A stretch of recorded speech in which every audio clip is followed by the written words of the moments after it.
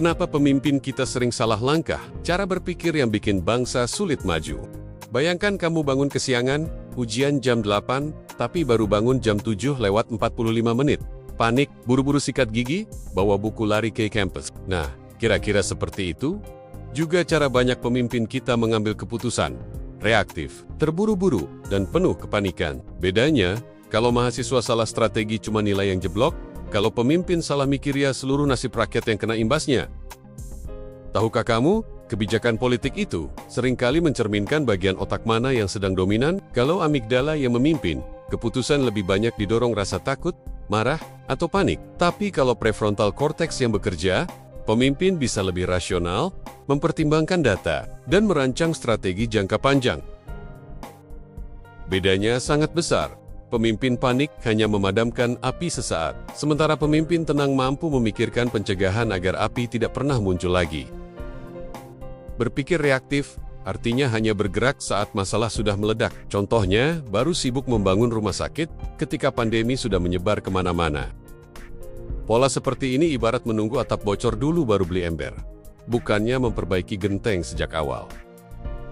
Sekarang neuroscience, pola ini muncul karena otak bekerja dalam mode survival, fight, flight, atau freeze. Ketika panik, insting lebih mendominasi dibanding logika. Hasilnya bukan rencana strategis, tapi tindakan spontan seperti jawaban asal-asalin ketika ditanya dosen mendadak di kelas. Pragmatis sempit berarti hanya fokus pada proyek cepat, jadi yang bisa dipamerkan untuk menaikkan popularitas. Indah untuk kampanye, tapi manfaatnya minim, sama seperti beli sepatu baru untuk gaya, padahal uangnya bisa dipakai bayar kuliah. Present bias membuat kita lebih mementingkan hasil cepat. Pemimpin pun begitu, lebih memilih proyek instan demi suara, daripada investasi jangka panjang yang benar-benar bermanfaat. Padahal kebijakan instan itu seperti fast food, bikin kenyang sebentar, tapi menumpuk penyakit untuk masa depan. Tidak ekologis, berarti mengabaikan dampak lingkungan. Pemimpin hanya melihat angka jangka pendek, bukan kerusakan jangka panjang. Padahal, bumi yang rusak hari ini adalah utang besar yang diwariskan ke anak cucu kita. Kurangnya kemampuan prospection membuat pejabat gagal membayangkan konsekuensi kebijakan. Mereka hanya fokus pada hari ini. Tapi yang tidak mereka sadari, tawa hari ini bisa jadi tangisan generasi mendatang yang harus menanggung dampaknya.